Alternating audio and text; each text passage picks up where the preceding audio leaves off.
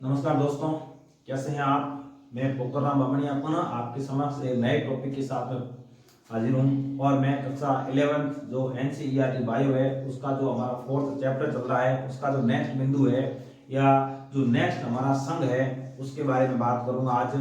और जो हमने इससे पहले वाली वीडियो में बात की थी पोरीफेरा, सिलेंड्रेटा, टिनोफोरा, प्लेटियरमंथीज, एस्केरमंथीज, एनेलिडा और आर्थ्रोपोडा, यहाँ तक हमने पढ़ लिया था। और आर्थ्रोपोडा जो संघ है वो जंतु जगत का सबसे बड़ा संघ होता है। तो आज हम बात करेंगे जंतु जगत का दूसरा सबसे बड़ा संघ और इसका नाम है मोलस्का। संघ का नाम क्या है? मोलस्का। तो हम मोलस्का के बारे में डिस्कस करेंगे। दूसरा सबसे बड़ा वर्ग, सबसे बड़ा वर्ग कौन सा है? आर्थ्रोपोडा, जिसके बारे में हमने पहले बात की है। अब दूसरा सबसे बड़ा जो वर्ग है उसको हम कहते हैं मोलस्का।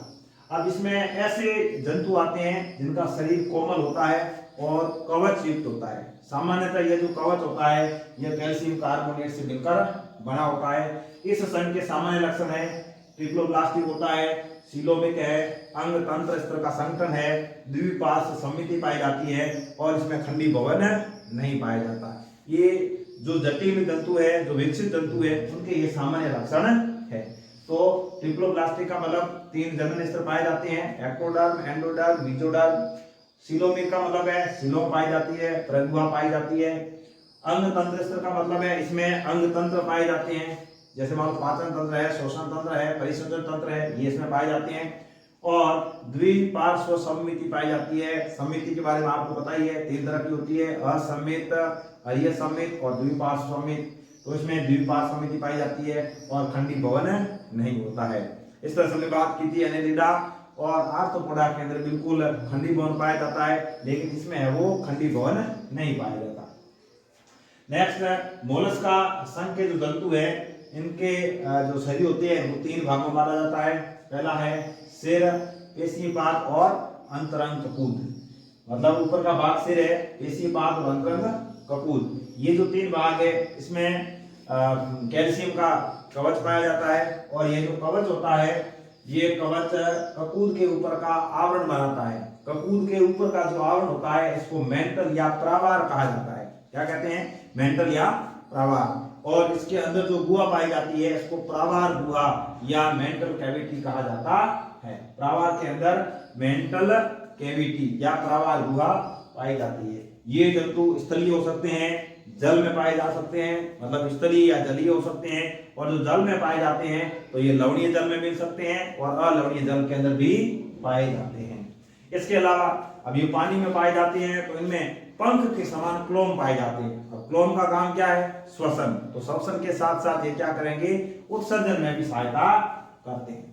इसके अलावा इनमें जो पाचन तंत्र है वो पूर्ण होता है और इनमें दांतों वाली संरचना पाई जाती है जो भोजन को है वो पीसने का कार्य करती है और इसको हम कहते हैं रेडुला या रेती जीवा। ये संघ का विशेष लक्षण है, रेडुला या रेती जीवा। ये जो मोलस्का संघ है इसमें पाया जाता है और ये भोजन को पीसने का कार्य करेगा, भोजन को तोड़ने का कार्य करेगा। तो रेडुला या रेती जीवा किस संघ में पाया जाता है? मोलस्का संघ में पाया जाता है। परिसंचरण खुला, परिसंचरण तंत्र है वो खुले प्रकार का होता है। इससे पहले हमने आर्थ्रोपोडा के बारे में बात की थी, उसमें परिसंचरण खुले प्रकार का था और मोलस्का के अंदर परिसंचरण खुले प्रकार का है। खुले का मतलब क्या है? यहाँ पर ओपन सिस्टम है, रुधिर वाहिनियां नहीं पाई जाती है, रुधिर कोटर में पाए जाते हैं, विभिन्न प्रकार के अंग इसमें डूबे रहते हैं।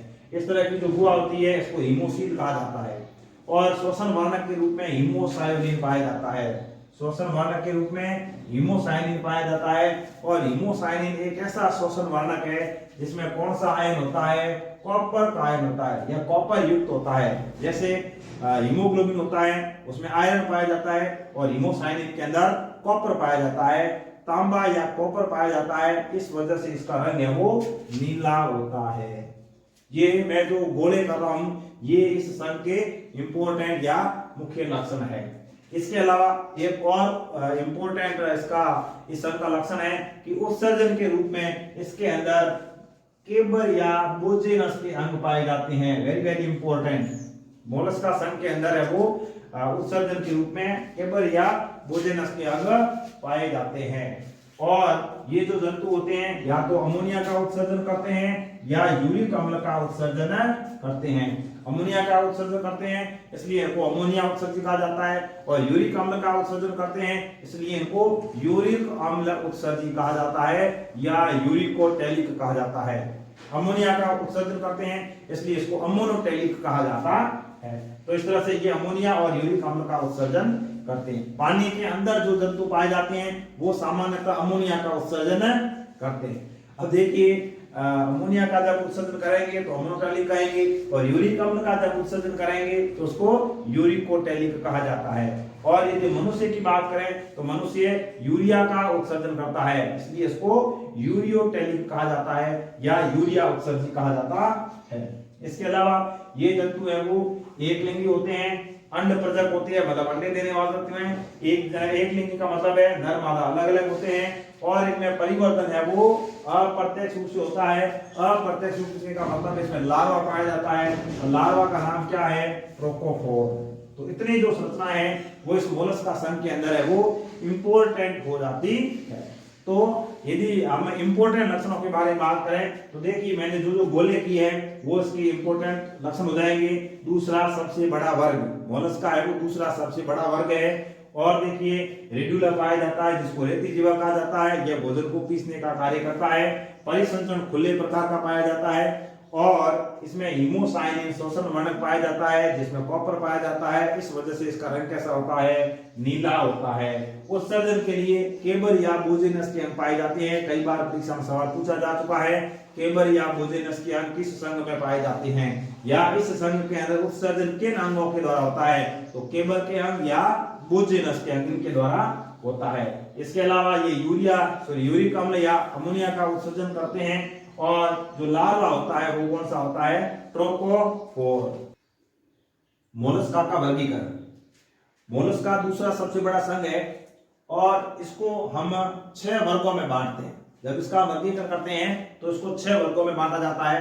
सबसे पहले आपको 6 वर्गों के नाम याद होने चाहिए, हमें याद करने हैं 6 वर्गों के नाम। तो देखिए सबसे पहला है मोनोप्लेकोफोरा, नंबर 2 है ओलीप्लेकोफोरा, नंबर 3 स्केफोपोडा, नंबर 4 गैस्ट्रोपोडा, नंबर 5 पेलेसीपोडा, और नंबर 6 है वो सिफेलोपोडा।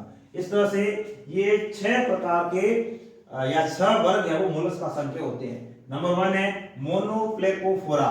मोनोप्लेकोफोरा है, इसके अंदर या इसका जो एक उदाहरण है वो और भी ज्यादा इंपॉर्टेंट है। कैसे है? उदाहरण इसका नियोपिलाइना। उदाहरण कौन सा है? नियोपिलाइना। और यह है वो जीवित जीवाश्म है, और यह एक योजक कड़ी है। किसके बीच में है ये ध्यान रखना? एनेलिडा और मोलस्का, इन दोनों के बीच की योजक कड़ी इसे कहा जाता है।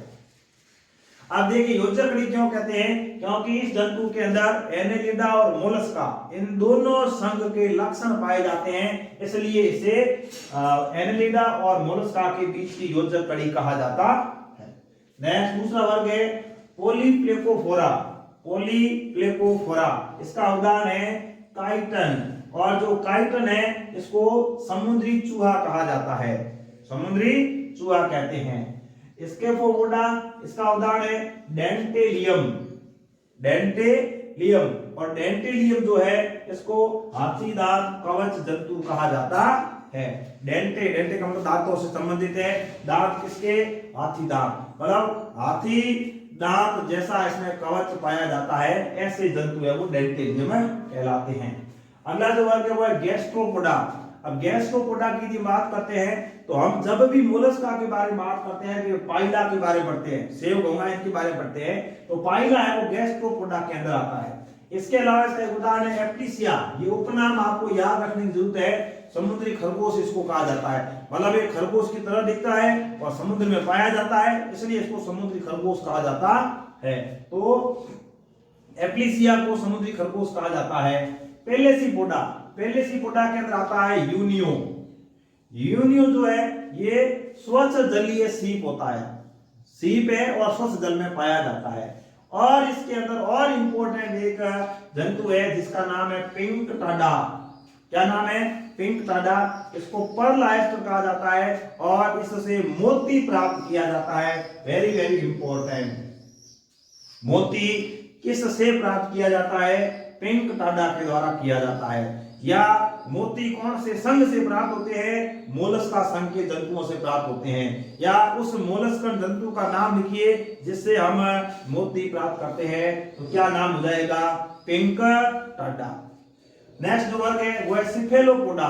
सिफेलोपोडा का उदाहरण ऑक्टोपस, बहुत ही अच्छा उदाहरण है ऑक्टोपस। इसको प्रेत मछली कहा जाता है, इसको बेताल मछली कहा जाता है।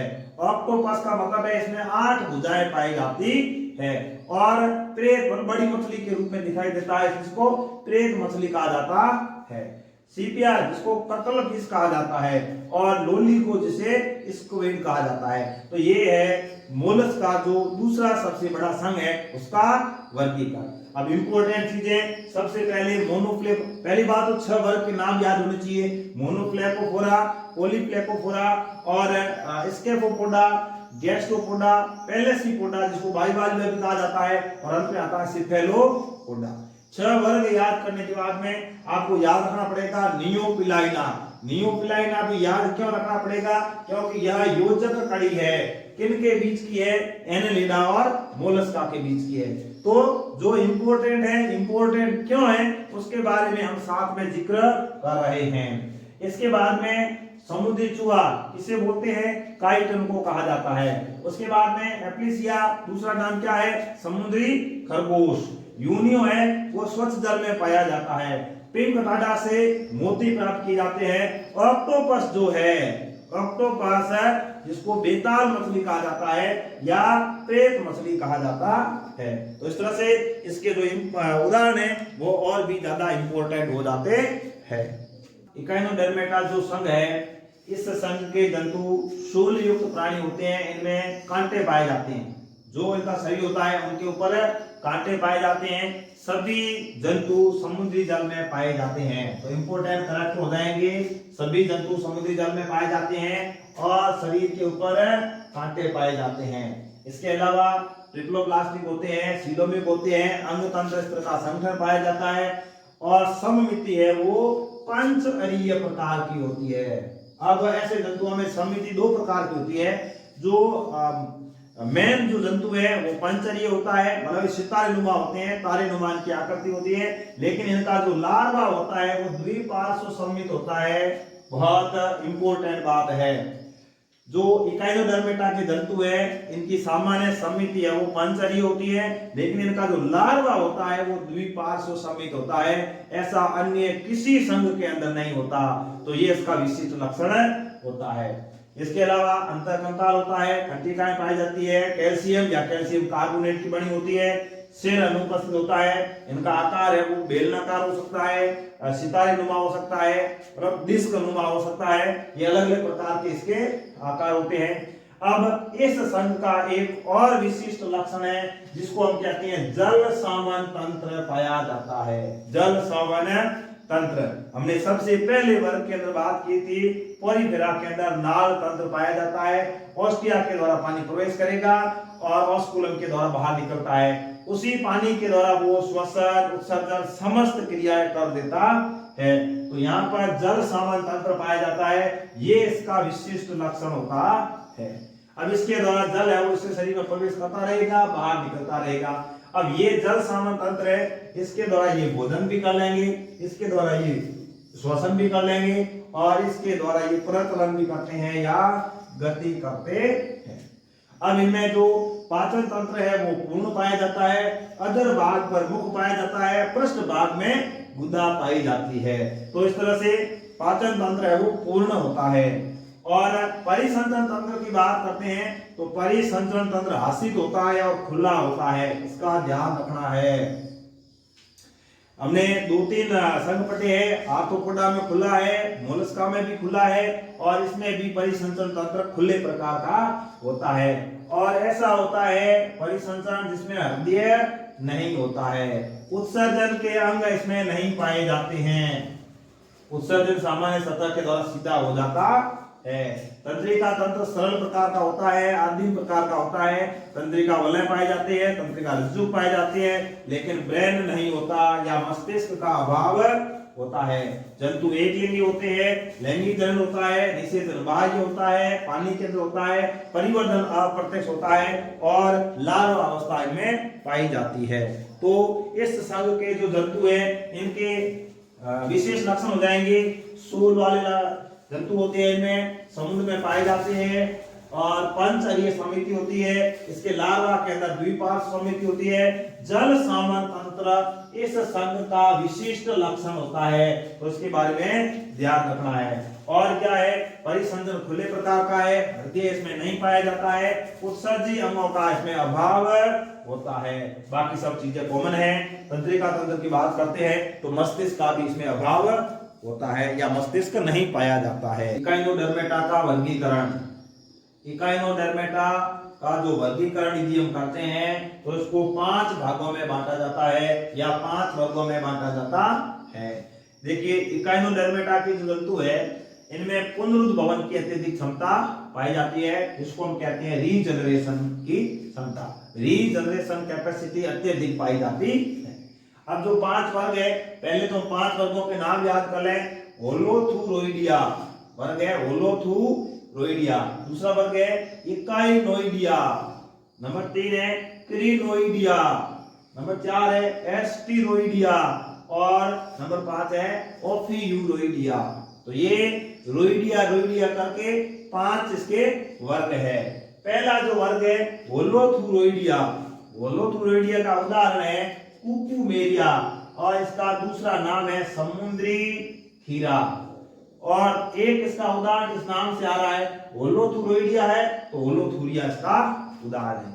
तो इस तरह से पहला जो वर्ग है होलोथुरोइडिया, इसका उदाहरण है होलोथुरिया और दूसरा उदाहरण है कुकुमेरिया। ये ज्यादा इंपॉर्टेंट है क्योंकि इसको समुद्री खीरा कहा जाता है। नेक्स्ट है इकाइनोइडिया, इकाइनोइडिया का उदाहरण है इकाइनस, थोड़ा थोड़ा नाम से मिलता जुलता है, इकाइनस। और इकाइनस को सी अर्चिन कहा जाता है और सी अर्चिन का उपनाम है अरस्तु की लालटेन, और भी ज्यादा इंपॉर्टेंट। इकाइनोइडिया है, इसका उदाहरण क्या है इकाइनस, इकाइनस को सी अर्चिन कहा जाता है और सी अर्चिन को अरस्तु की लालटेन कहा जाता है। दूसरा जो उदाहरण है वो उसके नाम ही की तरह है इकाइनोकार्डियम। तो इस तरह से ये इसके 2 उदाहरण हो गए, इकाइनस जिसको सी अर्चिन कहा जाता है, अरस्तु की लालटेन भी कहा जाता है। अब है क्रिनोइडिया, क्रिनोइडिया में एंटीडॉन एक जंतु आता है, एंटीडॉन को समुद्री लिली कहा जाता है। मतलब इनके उपनाम ज्यादा इंपॉर्टेंट हो जाएंगे। इस वर्ग के अंदर जंतु आता है जिसका नाम है एंटीडॉन, उपनाम हो जाएगा समुद्री लिली।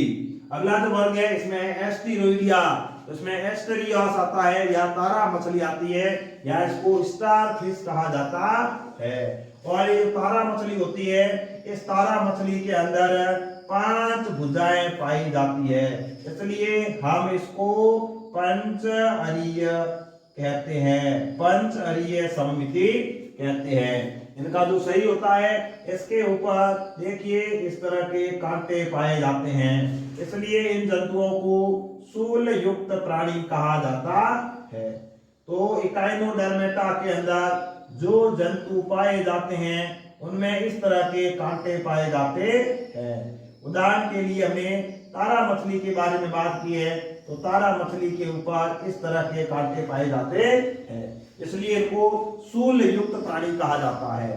नेक्स्ट वर्ग है ओफियूरोइडिया, ओफियूरोइडिया इनको भंगूर तारे कहा जाता है और जो भंगूर तारे है उदाहरण है ओफियूरा और दूसरा है ओफियोथ्रिक्स। तो इस तरह से जो इकाइनोडर्मेटा है इसके हमने 5 वर्ग पढ़े। पहला है होलोथुरोइडिया, दूसरा है इकाइनोइडिया, नंबर 3 है क्राइनोइडिया, नंबर 4 है एस्टिरोइडिया और नंबर 5 है ओफियूरोइडिया। तो इस तरह से कितने वर्ग हो जाएंगे 5 हम पढ़े हैं। Porifera, Coelenterata, Ctenophora, Platyhelminthes, Aschelminthes, Annelida, Arthropoda, Mollusca, Echinodermata. और अब जो 10 नंबर का या नॉन कोर्डेटा का लास्ट वर्ग है जिसको हम कहते हैं हेमीकोर्डेटा। क्या नाम है इसका? हेमीकोर्डेटा। अब ये जो हेमीकोर्डेटा जो है संघ, इस संघ को पहले जब हम पढ़ते थे उस समय इसको कोऑर्डिनेटा के अंदर रखा गया था, लेकिन अब इसको नॉन कोऑर्डिनेटा के साथ में रखा गया है। इसका मतलब ये एक ऐसा संघ है जिसमें कोऑर्डिनेटा के लक्षण भी पाए जाते हैं और नॉन कोऑर्डिनेटा के लक्षण भी पाए जाते हैं, इसलिए इसे नॉन कोऑर्डिनेटा और कोऑर्डिनेटा के बीच की योजक कड़ी कहा जाता है। नॉन कोऑर्डिनेटा और कोऑर्डिनेटा के बीच की योजक कड़ी किसे कहा जाता है? हेमिकोऑर्डिनेटा को कहा जाता है। तो हेमिकोऑर्डिनेटा जो संघ है, इस संघ के अंदर जो जंतु है वो सभी समुद्री होते हैं या बिल बनाकर रहते हैं। ऐसे जो जंतु है ये कृमि के समान होते हैं। कैसे होते हैं? कृमि सेप्ट होते हैं या कृमि के समान होते हैं। अब जब ये कृमि के समान होते हैं तो देखिए इनके जो विशेष लक्षण हैं ये तो सभी में आ रहे हैं। ये द्विपार्श्व समित होते हैं, त्रिस्तरीय होते हैं, अंग तंत्र इस तरह का संगठन पाया जाता है और प्रगुही होते हैं, सीलोमेट होते हैं। ये तो नॉर्मल बात हो गई। अब देखिए इसमें ये कृमिरूपी होते हैं, भंगुर होते हैं, मुलायम होते हैं और शरीर के 3 भाग होते हैं। जो शरीर है इनका कृमि रूपी जो शरीर है इसके 3 भाग होते हैं, शुंड, कॉलर और धड़। शुंड, कॉलर और धड़ 3 भाग होते हैं। परिसंचरण इसमें बंद प्रकार का होता है, कुछ एक में खुले प्रकार का भी होता है और श्वसन पानी में पाए जाते हैं जो क्लोम के द्वारा होता है। उत्सर्जन इनमें शुंड ग्रंथि के द्वारा होता है। उत्सर्जन शुंड ग्रंथि या ग्लोमेरुलस के द्वारा होता है। ये यहाँ का इंपॉर्टेंट क्वेश्चन है। अब आहार नाल पूर्ण होती है। केंद्रीय तंत्रिका तंत्र है वो नॉन कोऑर्डिनेटा के समान होता है। तंत्रिका रज्जु पाया जाता है, तंत्रिका गुच्छे पाए जाती है, नॉर्मल बात है। अब ये एक लिंगी होते हैं। जनन है वो लैंगिक प्रकार का होता है, क्योंकि जैसे जैसे हम आगे विकास की बात करेंगे जितने ज्यादा विकसित जंतु होंगे वो एक लिंगी होते हैं और जनन जो है लैंगिक प्रकार का करते हैं। निषेचन इनमें बाह्य होता है। परिवर्तन अप्रत्यक्ष होता है। परिवर्तन अप्रत्यक्ष होता है तो लार्वा अवस्था पाई जाती है और लार्वा अवस्था का नाम क्या है? टॉर्नेरिया अवस्था। लार्वा अवस्था का नाम है टॉर्नेरिया अवस्था और इसके उदाहरण है बेलेनोग्लोसस और सेकोग्लोसस। जो बेलेनोग्लोसस है इसको जीवा कृमि कहा जाता है या जीव कृमि कहा जाता है। तो हेमिकोऑर्डिनेटा जो संघ है इसके जंतुओं का स्पेशल लक्षण हो जाएगा कि ये कृमि के समान दिखते हैं। उत्सर्जन किसके द्वारा होता है? शुंड ग्रंथि के द्वारा होता है और ये नॉन कोऑर्डिनेटा और कोऑर्डिनेटा इनके बीच की योजन कड़ी होते हैं। लार्वा अवस्था का नाम क्या है? टॉर्नेरिया और जो बेलेनोग्लोसस है ये जीवा कृमि के नाम से जाना जाता है। जीव कृमि होता है, इसकी संरचना, इसका आकार है वो जीव के समान होता है, इसलिए इसको जीवा कृमि कहा जाता है। तो इस तरह से हमने आज के इस वीडियो के अंदर, आज की इस क्लास के अंदर बात की है जो मोलस्का है, इकाइनोडर्मेटा है और हेमिकोऑर्डिनेटा है। 3 संघ हमने इसमें पढ़े हैं और ये तीनों संघ बहुत ज्यादा इंपॉर्टेंट है। हमने सबसे पहले मोलस्का के बारे में बात की है। तो मोलस्का दूसरा सबसे बड़ा संघ होता है, प्लस इसमें ऐसे जंतु आते हैं जिनसे हम मोती प्राप्त करते हैं। इकाइनोडर्मेटा के बारे में बात की, शूल युक्त प्राणी इसमें आते हैं। तारा मछली इसका सबसे अच्छा उदाहरण है। और उसके बाद में हमने हेमिकोऑर्डिनेटा के बारे में बात की है। हेमिकोऑर्डिनेटा है वो नॉन कोऑर्डिनेटा और कोऑर्डिनेटा इनके बीच की योजक कड़ी होती है। नॉन कोऑर्डिनेटा का मतलब है अकशेरुकी, कोऑर्डिनेटा का मतलब है कशेरुकी। तो इसमें दोनों के लक्षण पाए जाते हैं। जब दोनों के लक्षण पाए जाते हैं इसलिए इसको योजक कड़ी कहा जाता है, कशेरुकी और अकशेरुकी के बीच की, या नॉन कोऑर्डिनेटा और कोऑर्डिनेटा के बीच की, या अपृष्ठवंशी और पृष्ठवंशी इनके बीच में योजक कड़ी के रूप में यह संघ कार्य करता है या इसको माना जाता है। तो इस तरह से हमने 3 जो संघ है वो इस क्लास के अंदर पढ़ने का प्रयास किया। तो आप सभी से एक बार पुनः मैं निवेदन करना चाहूंगा कि आप इस चैनल को सपोर्ट प्रदान करें और जितना ज्यादा आप सपोर्ट करोगे उतना ही मैं आपके लिए जो अच्छे चैप्टर है या अच्छे बिंदु है वो आपके सामने प्रस्तुत कर पाऊंगा। आप मेरा ये मानना है कि इस चैनल के थ्रू आप पढ़ते हैं, पढ़ने के बाद यदि आप सफल होते हैं तो आपकी सफलता ही हमारे इस चैनल की सफलता होगी। आप सभी अच्छे से वीडियो को देख रहे हैं इसलिए आपका धन्यवाद और आप इसको अधिक से अधिक लाइक करें शेयर करें। अभी तक आपने चैनल को सब्सक्राइब नहीं किया है तो आप सब्सक्राइब करें और नोटिफाई बटन दबाकर नोटिफिकेशन करें, ताकि नेक्स्ट जो भी वीडियो होगा आपको टाइमली मिल जाएगा। और इसी आशा विश्वास के साथ में धन्यवाद। जय हिंद, जय भारत।